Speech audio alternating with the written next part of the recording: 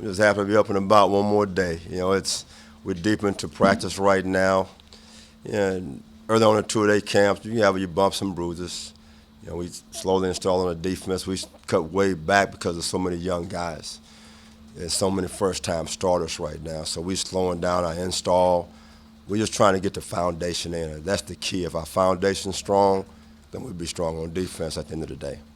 Coach, you mentioned first-time starters. Who are the guys who you would consider the young guys that have a chance right now to step up and possibly start right out? Malik is, in there with the competition right now. I mean, that's huge. We're going to have some guys battling at safety, at nickel back. Right now, it's just up in the air. I mean, you're going to have 6 new starters no matter how you look at it, yet along with competition for some young guys. We lost 6 starters last year. So we have a lot of guys doing a lot of good things right now. Just to mention individual names, right now, it's just up in the air. What's going on with defensive line? It seems like you had some guys in and out, missing practice. Well, the biggest thing, remember we had, I think, 4 guys out this spring because of injuries, and you have to bring them back slowly to get them back into the groove. So it takes some time. And so Tank is working second team right now at nose. Caleb Blue is still coming back from a knee injury. Derek Roberson is still coming back from shoulder surgery. That's where we are right now. How close is Ridgeway coming back? Ridgeway, I mean, he's out there doing some things right now, one-on-one drill work. I mean, he's getting closer to be ready to go. He should practice some this afternoon, practice full go tomorrow. Where is Shiro Davis' game? Shiro has had a solid 2 day camp. He is a physical player for us, and that's what he brings to the table is that attitude. When you walk out there and you look at Shiro, he's a guy that don't mess with me mindset. We need to have the attitude on defense. He brings that to the table for us. Sometimes when you're a senior, like you mentioned to us the other day, he doesn't want to be known as a bust. Does that desperation of knowing you have one last year, can that help a guy like him? Yeah, I wouldn't call it desperation. I just call it a guy that's maturing. You've been in the program for a while, so you now understand the expectations of what it takes to be a leader and a senior at any university, especially at the University of Texas. So his time is now because that's what he's earned. And he's worked hard to get to this point to be the guy. Vance, I know you'd like to have Holden Hill and Sean Elliott out there, but with them being out, what has this done in terms of giving you a chance to get a real good look at Chris Boyd, Devontae Davis, and P.J. Locke? Well, those guys right now are running second and third team with those first 2 guys you mentioned that are injured right now. Those guys are getting double duty work, and I think that's a plus because they really don't know what to do. They're learning what to do. It's on-the-job training. And so it's been fun to watch those guys. I mean, very talented. They bring a lot of enthusiasm to the table. So I'm looking forward to see how those guys continue to improve. You mentioned all the new faces that are here. How big of a drop-off are you seeing with the loss of 6 starters and so many young guys being thrown in there?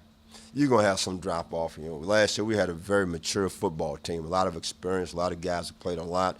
So you see the drop-off as far as guys knowing what to do. Even though we had a new defense last year, as far as our install, those guys have played a lot of ball here. And you can see those guys in the NFL right now. So we have a lot of young guys learning what to do, how to do it, and we have some drop-off. But the one thing we don't have as far as drop-off is running to the football. If it's a drop-off there, they're on the sideline with me having a good time drinking Gatorade because they're not on that football field. Coach, do you guys optimally, would you guys like to keep or like to move Peter Jenkins to a role at one of the middle positions, or is there a chance he could stay at the Sam again for this season? Well, last year he played both. This year he's playing both. In today's game, you have so much 3 and 4 wide receivers. So a lot of nickel. When we're in nickel personnel, he's inside backer. When we go to base personnel, he's outside backer. So he's doing double duty right now. Again, he's another guy who's been in the program for a while. It's time for him to grow up and do a little bit more, and he's doing that for us right now. He's taking a leadership role. I'm excited to see what he's done so far, and I'm counting on him to continue to do those things for us. He's been pretty physical. Sometimes we've seen him picked up a walk-on and spiked him the other day. Is that what you're looking from that position when you lose Edmund and pick somebody to be an enforcer? Here's a kid that's out of Dallas Skylines, Dallas supposed to be tough, physical football, and it's good to see that from him. We didn't see that last year from him. Now he knows he has to take more of a leadership role, step up to the plate, and he's trying to do those type of things. Yesterday at practice, he's running around, he's getting guys fired up, and that's what we need. We need that type of guy to bring some excitement to our defense. Again, when you have a lot of guys who hadn't played, they all kind of just sitting back watching and listening and waiting for someone to take a leadership role. Pete, I call him Roscoe Jenkins from the movie. He's doing a good job for me, old Roscoe. Which we always ask, offensive guys about, Tyrone and Sherrod, but when you guys go against them in practice, do you notice a difference in both of those guys and how they're playing now? I think you look at Tyrone, because he had a 4 year under his belt, you can see, some maturity there. And he's taken more of a leadership role. He's been a lot calmer in the pocket. He has a better idea what to do. And because we have adjusted the offense to fit both of their talents, I see a different guy. And Hurd, athletically, now, I just got to say, he is difficult to contain. He could probably play wide receiver for a lot of guys and be a starter and be an all-conference player, and he's back there playing quarterback. When he starts running around, you just shake your head.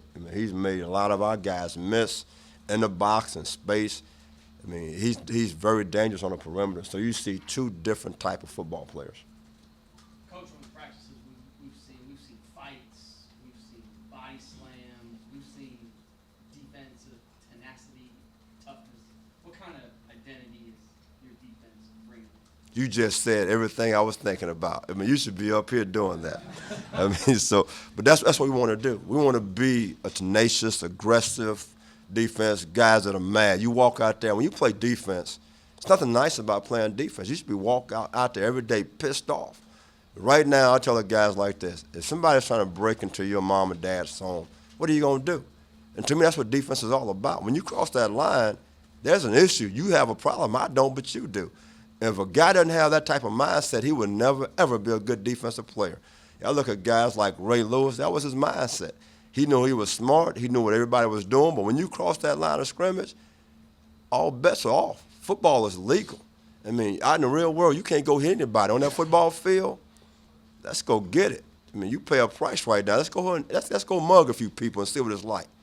Vance, along those lines, though, did you talk to your guys, I guess it would have been Tuesday or whatever, when you had a player who, for whatever reason, didn't want to hack in here, couldn't left. Did you talk to your guys about that? The biggest thing is I work for a lot of outstanding coaches over the years. And there's an old saying out there, even back when I played, those who stay will be champions. And not just on the football field. I'm talking about in the classroom and life in general. Those are things we talk about is that. It's up to us. We're a family.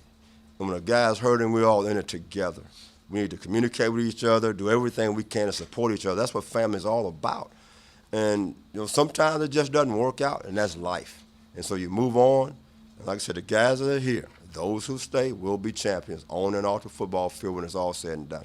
Did it surprise you that Cecil left that quick? It's always a surprise when anybody want to leave. I don't care who they are, if it's day one, if it's day 365, it makes no difference. You always want to keep everybody with you, and it's a disappointment for him, a disappointment for us, and he's moved on. We wish him the very best. Yeah, Vance, in 2011, you played a lot of freshmen, Peyton, Calvin, all those guys. How did that group help get that program turned? That was huge because they brought a different attitude, a different mindset because they hadn't been in the program.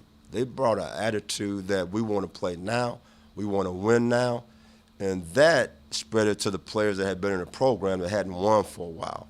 And so you had a combination of old and new, different attitude, different enthusiasm, and that got the program turned real fast. Do you take your lumps with a group like that sometimes, though, in terms of trusting younger guys? You do, but the one thing young guys are willing to do, a lot of them have no fear. They play fast. They don't know what they're doing, but they're playing fast. When they play fast, you have a chance to have success. And if you had a JUCO transfer the other day make a mistake on the field, you turn around and yell at the older guys on the sidelines to get him in the room. Is that kind of your style? It's not get on the young kid, but on the older kids to coach them too? Well, you just saw one part of it. Believe me, he got more than earful than you can ever imagine. But when you've been in a program for a while and you have experience, part of it is big brother, little brother. You know, if I'm a big brother, I have a little brother, it's part of my responsibility to teach him like my dad or my granddad or whomever taught me, to help develop him along with the coaches. And all I told those guys is your responsibility to help him learn what to do. That's what's important. That's what family is all about. You know, we all in this thing together. Big brother, little brothers help each other out because you need little brother to grow up extremely fast. I also noticed you're sort of embracing the soundtrack at practice too. Do you have any thoughts on Drake compared to what you grew up with? I'm an old school guy. You know, you bring back some Motown sounds, some Gladys Knight, some Temptations, some Al Green. I'm all good. You know, the old, I don't know what that music is. I have no idea what they're saying. They talk so fast. As you get older, I can't decipher what in the heck's going on. Sometimes a beat pretty good, sometimes it isn't. I don't get it because when they get my age and they look back, they say, I actually listen to that stuff. I don't get what the heck they talking about. Coach, when you're out recruiting and you're looking at guys, can you give us an idea of what the attributes that you're looking for? Once you get past the athleticism and can they play, can you give us an idea of the whole person? In today's game, whether it's a college coach or NFL scout, you need to find out about their character. Find a little bit about who they are, home life, how they react to other people in school, how they react to pressure, how do they react to tough love. And in today's game, sometimes you got to find a way to talk to that coach or to the kid, put them on the board. How do they learn? You know, can they learn? I mean, what motivates them? All that's part of it on any level right now because the game has changed. You know, you come to a place like the University of Texas or you look at a University of Michigan or Notre Dame, you know, academically, you got to be able to come here and work. So what does it take to motivate that person in the classroom? So if you go in there and look at them and you talk to a counselor or a teacher or a principal, you're trying to find out all the indicators what motivates that young man to be successful. And if you find a red flag, hopefully you move on. You look at the NFL, I was there for 6 years and talking to coaches from 32 teams, there are a lot of mistakes made on first-round picks, and they spend hundreds of thousands of dollars researching prospective draft picks. And they make mistakes on character, they make mistakes on their ability, they make mistakes on a lot of things. And here we are as college coaches trying to recruit, you're going to miss on some kids because you don't have the time or the money to put into it like a pro scout. We had FBI investigating or doing background checks in the National Football League. You don't have that. You know, you try to check their social media if there's things on there that you don't like. You try to say, son, that's going to follow you for the rest of your life. And that's part of it. In today's game, there's so many different people involved in recruiting, from trainers you need to find out. Could be the person that's making a decision, a coach, street agents. You have to find all those people now. It's different from what it was 20 years ago. 20 years ago, it was strictly coaches. Now, it's so many other people involved because of social media, because of all of the Scout and Rival and 247. They have more access to the kids than sometimes the coaches do. You'll be surprised on what you have to deal with in recruiting right now. What was your recruiting story, man?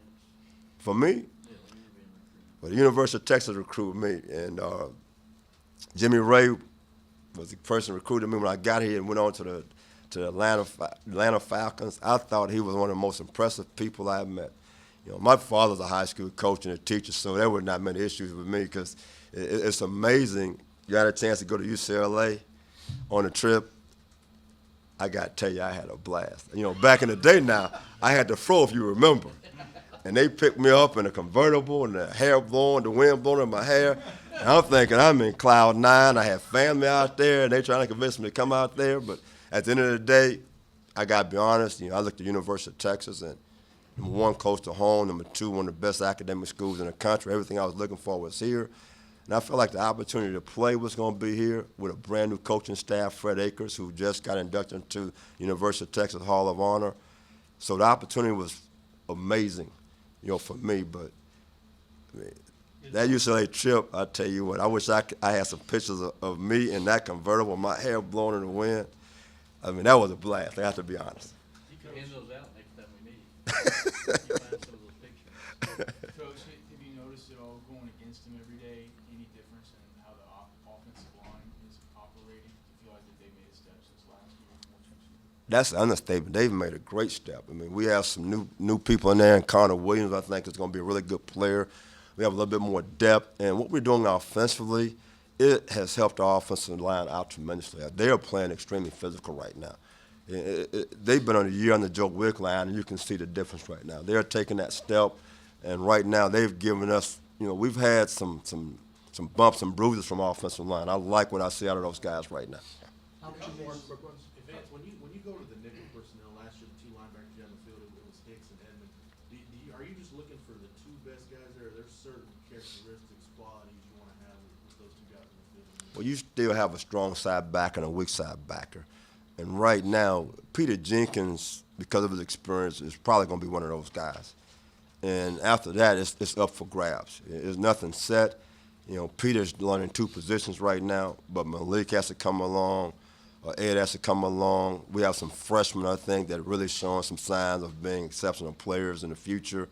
So it's kind of up in the air right now. You look at Jordan Hicks, he was a coach on the football field. I think he's one of the best football players I've ever been around. I mean, very intelligent, athletic. He had everything that you want in a leader and a linebacker. Steve Evans was a big physical guy that could run. And right now we miss both of those guys, to be honest. But you know what? It's a new day, and it's a new opportunity for somebody. It's a new opportunity for us as a coaching staff to get the right guys on the football field and get them in the right place to have success. Coach, one of my defensive MVPs in the first week has been Desmond Jackson. What are your impressions of Tank so far? Right now he is back. He's healthy. He's trying to show us that he's ready to be the starter. He missed all the spring because of injury, so right now he's running second team. He's done a solid job, and we want to bring him along slowly. I mean, he's bringing outstanding effort to the table. I mean, he is running down the field 25 and 30 yards chasing the football. So he's being a leader by example right now. He doesn't say a lot. He comes to work every single day. He gives us everything he has. He's waiting for his opportunity to get out there and play. Paul Boyette is doing a good job for us. So we feel like we're going to be pretty stout inside when we get all the guys back healthy. All right, thanks, folks. Appreciate it, guys. You guys have a great day. Have a great